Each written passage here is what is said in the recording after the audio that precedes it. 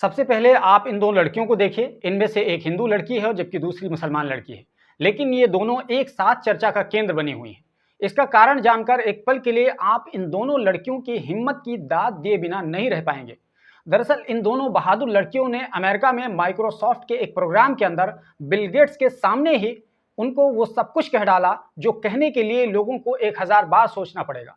दरअसल हुआ कुछ यूं कि बीते 4 अप्रैल को माइक्रोसॉफ्ट अमेरिका के वॉशिंगटन डीसी में अपने 50वें साल का जश्न मना रहा था और इस जश्न में माइक्रोसॉफ्ट के एम्प्लॉइज और टॉप लेवल के लोग शामिल थे। तभी कुछ ऐसा हुआ जिसकी किसी ने उम्मीद भी न की थी। तो इस दौरान इन दोनों लड़कियों ने प्रोटेस्ट करना शुरू कर दिया, जिसके बाद वहां अफरा तफरी मच गई। लेकिन इस दौरान इन दोनों लड़कियों ने जो कुछ कहा वो सुनने के लायक है।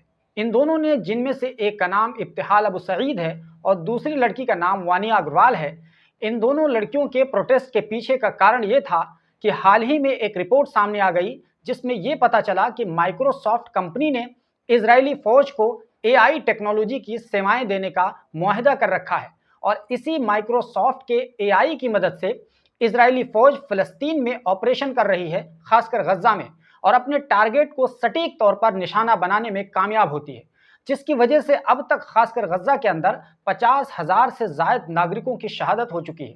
इनमें बड़ी तादाद में खवातीन और बच्चे शामिल हैं। तो इसी बात से नाराज होकर माइक्रोसॉफ्ट की एआई की यूनिट में काम करने वाली इन दो लड़कियों ने अपनी अंतरात्मा की आवाज को सुनते हुए अपनी शदीद नाराजगी का इजहार किया और इब्तिहाल अबू सईद नाम की इस लड़की ने खड़े होकर उस वक्त प्रोटेस्ट करना शुरू कर दिया जिस वक्त माइक्रोसॉफ्ट में एआई यूनिट के सीईओ मुस्तफ़ा सुलेमान भाषण दे रहे थे और बिल गेट्स, सत्या नडेला और स्टीव बॉलमर भी वहां पर बैठे हुए थे। तभी इब्तिहाल अबू सईद ने कहना शुरू किया। दोस्तों, इब्तिहाल अबू सईद ने क्या क्या कहा है, इनकी एक एक बात को गौर से सुनना चाहिए।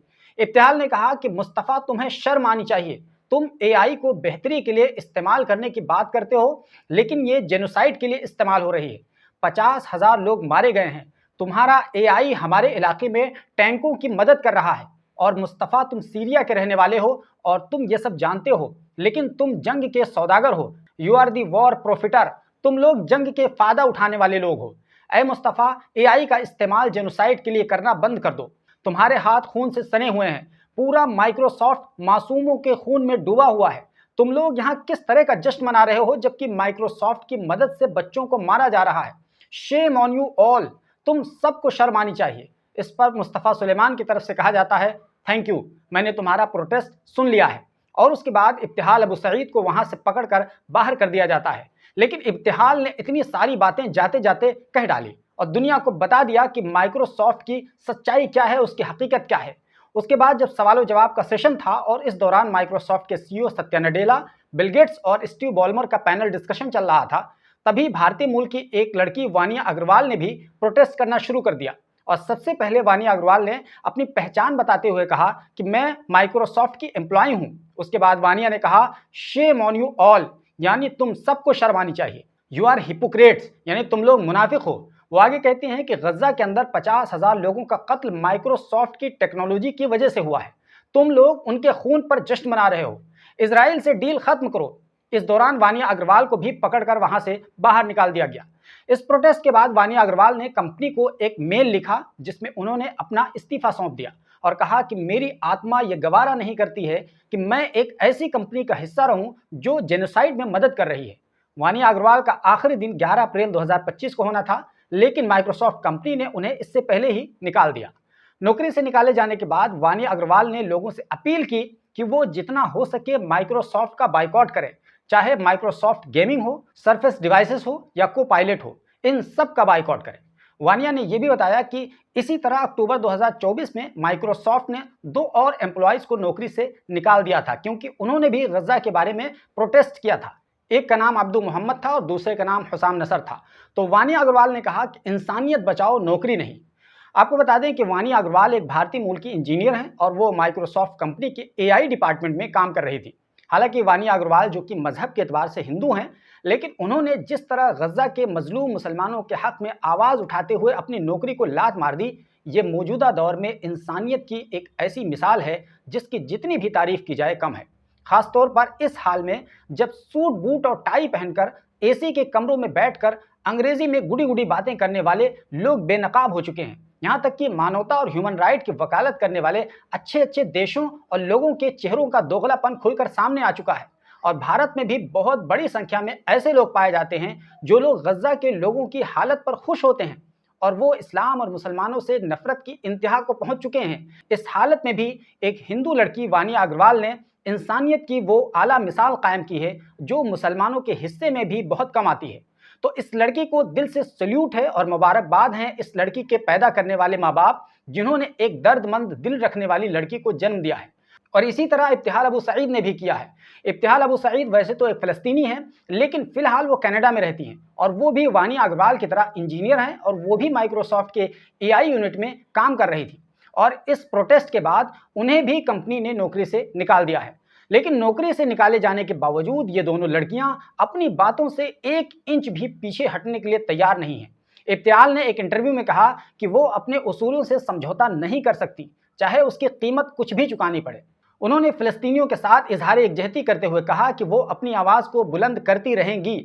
नौकरी से निकाले जाने के बाद इब्तिहाल अबू सईद ने इंसानी हकूक़ के ग्रुपों के साथ मिलकर काम करना शुरू कर दिया है और वो सोशल मीडिया पर फ़लस्तीन से मुतालिक मसाइल पर जागरूकता पैदा करती हैं और दूसरे टेक मुलाजमीन को अपनी कंपनियों की पॉलिसीज़ पर सवाल उठाने की तरगीब देती हैं।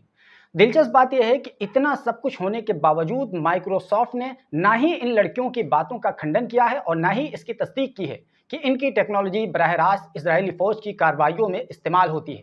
इस खामोशी ने मज़ीद तनकीद को जन्म दे दिया है। अब आइए जानते हैं कि माइक्रोसॉफ्ट कंपनी किस तरह इजरायली फ़ौज की मदद कर रही है।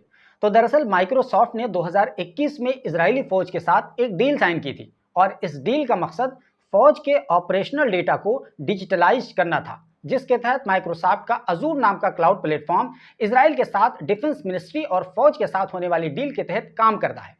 इजरायली मीडिया और एक तहकीकाती रिपोर्ट के मुताबिक इजरायली फौज अजूर के जरिए डाटा स्टोरेज और एनालिसिस और एआई एप्लीकेशंस के लिए सहूलियात हासिल करती है।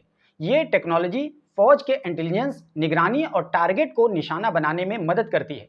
माइक्रोसॉफ्ट की एआई टेक्नोलॉजी खासकर मशीन लर्निंग और डेटा एनालिसिस मुबैना तौर पर इजरायली फौज के डिजिटल इंफ्रास्ट्रक्चर्स को सपोर्ट करती है। अजूर के जरिए फराहम करदा एआई टूल्स डेटा प्रोसेसिंग की सलाहियत रखते हैं जो इजरायली फौज को बड़े पैमाने पर जैसे कि photos, videos, social media data और ड्रोन से हासिल करदा मालूमात का एनालिसिस करने में मदद देते हैं। तो इस तरह माइक्रोसॉफ्ट कंपनी अपने एआई टेक्नोलॉजी की मदद से इजराइल की फौज की मदद करती है और इजरायली फौज इस जदीद तरीन टेक्नोलॉजी का इस्तेमाल करके गज्जा के अंदर जिसको चाहती है आसानी से मार सकती है।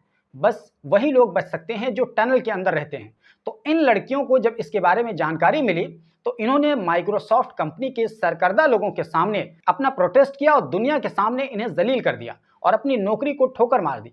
दोस्तों, वैसे इन बहादुर लड़कियों के बारे में आप क्या कहना चाहते हैं? आप अपनी राय ज़रूर बताइए और ये वीडियो अगर आपको अच्छा लगा हो तो प्लीज़ इस वीडियो को लाइक कर दीजिए और हमारे चैनल पर पहली बार आए हैं तो प्लीज़ हमारे चैनल को सब्सक्राइब कर लीजिए और अगर ये वीडियो फेसबुक पर देख रहे हैं तो हमारे पेज को फॉलो कर लीजिए। मिलते हैं एक नई वीडियो के साथ।